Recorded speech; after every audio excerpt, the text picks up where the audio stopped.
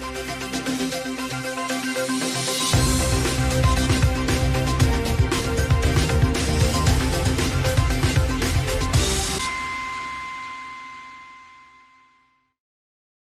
वालेकुम नाजरीन, उम्मीद है कि आप खैरियत से होंगे।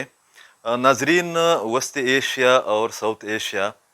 में बाद मसाइल ऐसे हैं जिनका हल निकाले बग़ैर यहाँ पर पायदार अमन या पायदार तरक्की या सियासी इस्तेहकाम का होना मुमकिन नहीं है। हम सती चीज़ों को देखते हैं जो रूट काजेज़ है, जो बुनियादी वजूहात है बाज़ मसाइल के, या जिससे बदअमनी जुड़ी हुई है, जिससे टेररिज़म जुड़ी हुई है, जिससे बाज़ प्राइवेट मलेशियाज़ की मौजूदगी और उनकी सरगर्मियाँ जुड़ी हुई है, उन पर बात करना कश्मीर के मसले के तनाजुर में भी लाजमी है।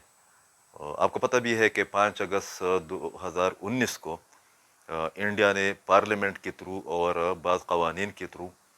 जो मकबूजा कश्मीर है, जो कि हिंदुस्तान के ज़ेर तसल्लुत है, वहाँ पर न सिर्फ ये कि बुनियादी इंसानी हकूक़ के ख़िलाफ़ बाज़ क़वानीन नाफिज़ किए, बल्कि उसके बाद तशद्दुद में बहुत ज़्यादा इजाफ़ा हुआ, कशीदगी में बहुत ज़्यादा इजाफ़ा हुआ। इंटरनेशनली जो कश्मीर का इशू है, इस पर जो भारतीय हुकूमत है, ख़ास कर जो वाजपेयी साहब की हुकूमत के बाद जो सूरत हाल बनी, और फिर मोदी साहब ने जिस तरीके से उसको हैंडल करना शुरू किया अपने एक शिद्दत पसंद नज़रिए की बुनियाद पर, उस पर इंटरनेशनली बहुत ज़्यादा कंसर्न्स का, तशवीश का और तहफ़्फ़ुज़ात का इज़हार किया जा रहा है। मगर जो इंडिया की मार्केट है, जो मईशत से जुड़ी हुई है, इंटरनेशनल मार्केटिंग जो एक चैन है उसके साथ जुड़ी हुई है, उसके बायस बाद अहम ममालिक, ख़ास का अमरीका, कश्मीर के एक बुनियादी मसले पर, जिसकी वजह से पाकिस्तान और हिंदुस्तान के दरमियान 3-4 जंगें हुई है, जिसकी वजह से यहाँ पर हथियारों की दौड़ लगी हुई है, और जिसकी वजह से पाकिस्तान और अफगान, न सिर्फ ये कि पाकिस्तान और भारत के ताल्लुकात बेहतर नहीं हो रहे, मईशत बेहतर नहीं हो रही, पूरे रीजन में हर वक्त टेंशन रहता है, बल्कि अफ़गानिस्तान और दहशतगर्दी के मसले में भी इस तनाजुर में कमी वाक़ई नहीं हो रही कि भारत अफ़गानिस्तान को हर दौर में, वो लेफ़्ट के लोग हो, हुकूमतें हो या राइट की हो, भारत ने बहुत चालाकी के साथ, बहुत होशियारी के साथ और स्क्रीन पर आए बग़ैर टेररिज़म को और पाकिस्तान के ख़िलाफ़ जो एक्टिविटीज़ होती रही है माजी में या जो हो रही है, उसकी ज़बरदस्त पुष्पनाही की। जमहूरियत के नाम पर, बाज़ इदारों की फ़आलियत के नाम पर इंडिया का अफ़गानिस्तान में पाकिस्तान को काउंटर करने की जो पॉलिसी है, उस पर फिल्में भी बनी है, उस पर ऑन द रिकॉर्ड एतराफ़ात भी किए गए हैं साबिक़ चीफ समेत, और उस पर डॉक्यूमेंटेशन भी है। बहुत ज़्यादा दस्तावेज़ात इस तरफ इशारा करती है कि इंडिया ने हमेशा से अफ़गानिस्तान की सरज़मीन को मुख्तलिफ़ तरीक़ों से, टैक्टिक्स के ज़रिए, हथकंडों के ज़रिए, साजिशों के ज़रिए पाकिस्तान के ख़िलाफ़ इस्तेमाल किया। ये जो चंद साल गुज़रे हैं 2019 के बाद, इसमें सबसे बड़ा इशू वहाँ पर इजहार राय का है, इंटरनेट की बंदिश का है। वहाँ पर लोग इजहार राय का इजहार ठीक तरीके से राय का इजहार नहीं कर सकते। वहाँ पर आप टेलीविज़न चैनल्स पर मीडिया को इंटरव्यूज़ नहीं दे सकते, वहाँ पर मीडिया को रसाई नहीं है, और इस पर अक़वाम मुत्तहिदा समेत मुतअद्दिद इंटरनेशनल फोरम ने बात उठाई भी गई है कि इस वक्त अगर कोई एक इलाक़ा जहाँ पर इंसानी हकूक़ की बदतरीन खिलाफ वर्जियाँ हो रही है, अगर रीजन में है, तो वो कश्मीर है। मगर वही वाली बात के इंडिया की जो मार्केट कैपेसिटी है या उसकी जो सलाहियत है, उसके हिसाब से या उसी के तनाजुर में बाज़ क़ुव्वतें इसको नज़रअंदाज करती आ रही है। और यही वजह है कि न सिर्फ ये कि पूरे रीजन में टेंशन है, बल्कि इस वक्त भी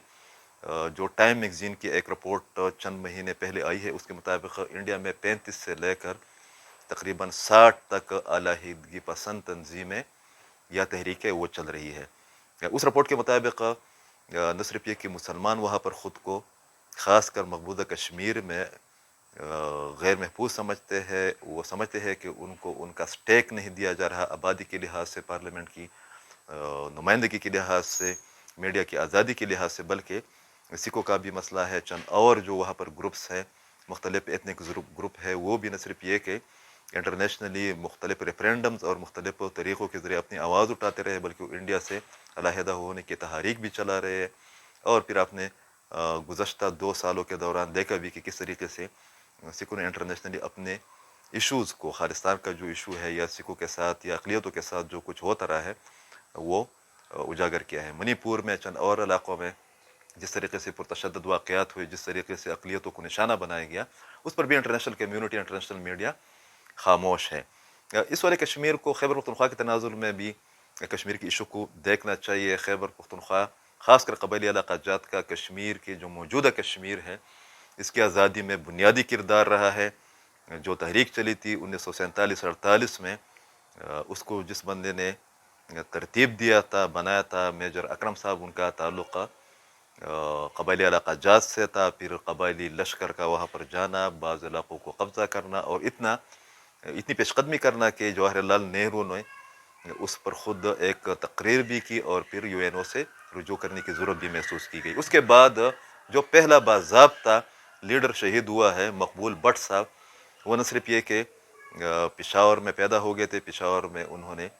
ان کی فیملی تھی، بلکہ یہی پر انہوں نے اس تحریک کا آغاز کیا تھا۔ وہ ایک بہت اچھے لکھاری رہے ہیں، بہت اچھے قلمکار اور صحافی رہے ہیں، اور ان کو پہلے شہید کا اعزاز بھی حاصل ہے۔ یا اس سے پہلے